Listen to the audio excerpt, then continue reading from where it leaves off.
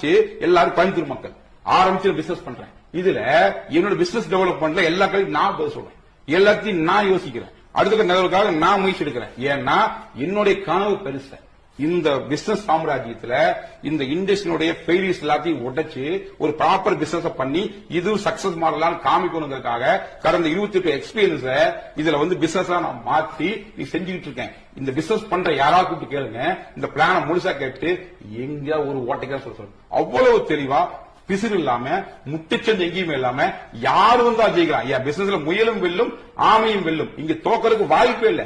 ஜெயிக்கிறது எவ்வளவுங்கிறது அவங்க திறமை பொறுத்து இருக்கு, அவங்க போற எஃபோர்ட் பொறுத்து இருக்கு. ஆனா தோக்கறதுக்கு நான் வாய்ப்பே கொடுக்கல. அப்படி வாய்ப்பே கொடுக்காம ஒரு விஷயத்தை உருவாக்கி கொடுத்துக்கிறேன்னா இது எங்க எனக்கு மோசடி பண்ற நோக்கம் இருக்கும். அப்படி மோசடி எங்க போறாங்க மெஷர்மெண்ட் அது கேள்வி இருக்கா இல்லையா? இதுக்கப்புறம் எங்க போய் செட்டில் ஆக போறாங்க? இந்த ஊர்ல சொத்தை வச்சுக்கிட்டு சொந்த வீடு வச்சு சொந்த காம்பஸ் நான் ஏன் சார் வெளியே போகணும்? அவமானமோ பெருமையோ உள்ளூர் தான் சார்.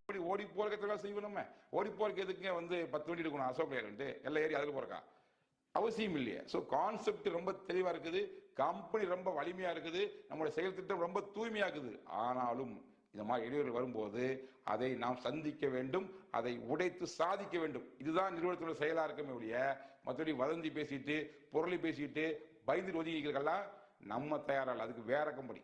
நாம இந்த மாதிரி வாய்ப்பை பயன்படுத்தி பல பேர் ஓடி போற இந்த காலகட்டத்தில் இதை எதிர்த்து நம்மோடு நாம் இருக்கிறோம். தட் இஸ் மக்கள் நிறுவனமாக்கறனால, மக்களால் நடத்தும் நிறுவனமாக்கறனால இந்த மக்கள் சக்தி எதிர்த்து எந்த ஒரு சக்தியும் ஜெயிக்க முடியாது. நாம் உண்மையா இருக்கும் வரை, சரியாக இருக்கும் வரை நம் நிறுவனம் தொடர்ந்து செயல்படும். ஏற்கனவே பல பேர் கேட்டாங்க, எவ்வளவு நாள் கொடுப்பீங்க, எவ்வளவு நாள் இருப்பீங்க அப்படி கேட்டாங்க.